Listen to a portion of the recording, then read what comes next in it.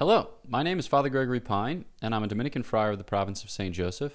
I teach at the Dominican House of Studies, and I work for the Thomistic Institute, and this is Pints with Aquinas. So, it's kind of wild to think, but I have been contributing to Pints for like 6 years, so working with Matt in one way or another. At first year, it's kind of occasional stuff. I didn't even know what a podcast was. Truth be told, I didn't even know we were recording. And then the next year was more kind of regular contributions.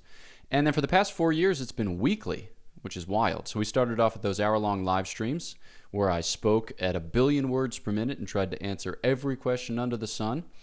Shout out to Raymond Snodgrass, who made a Father Gregory Pine catechism on the basis of all those answers. Wild to think, but he did it, the man. And then, we transitioned at a certain point to weekly videos. So we've been doing that now, and it's been sweet. Yeah, it's been sweet just to kind of think through the things and then to communicate the things so that you could profit from the things, so that you could, come to know the Lord God and to love Him, and then to configure your life to this gospel. But we're going to make another change. So we're not going to do these weekly videos anymore. Just, like the nature of the channel has changed in some sense, and so we want to reflect that, kind of respect that. But also, I'll be bopping onto locals a little more frequently, and from what I understand, posting videos twice a month, kind of like the spiritual direction that we've been doing, maybe broadening that category a little bit, but having it such that you can see them regardless of whether or not you support Matt financially. So that'll just, give you an opportunity to look for these things in a different medium or on a different site platform. And the reasons for which are, like the Lord's on the move. I think about that often when preparing for preaching and teaching. It's very hard to preach a homily that you have already preached in the past, or to teach a class on the basis of insights that you had like 3 years ago or 6 years ago. Because there's a sense that like the Lord Himself is on the move, and in our own relationship with Him, the fact of His being on the move has to be reflected in our own kind of meditation and our own contemplation, and then the way that we choose to communicate that. So it's like, it's the fruit of a present encounter. It's the fruit of an ongoing relationship.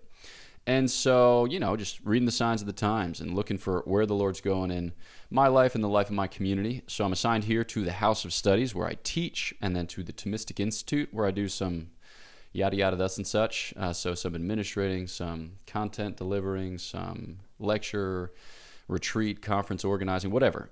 So just kind of being present to those things in a new way with a certain stability and fixity.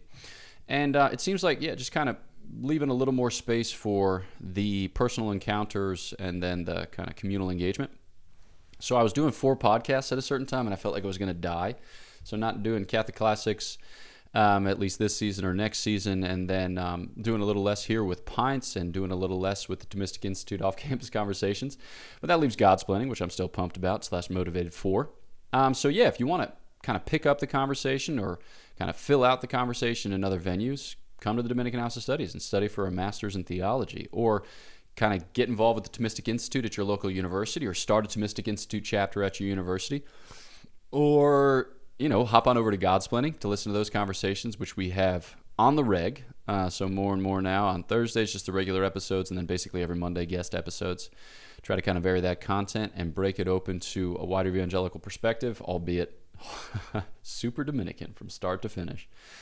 Grateful to Matt for the opportunity to do stuff on the channel, now to do stuff in a different way. Grateful for you for your presence, for your own engagement, for your desire to know and to love the Lord, which certainly inspires me and fuels me. We'll keep it short this time, squad. Know my prayers for you. Please pray for me, and I'll look forward to chatting with you next time. New time, new place at Pints with Aquinas. Peace.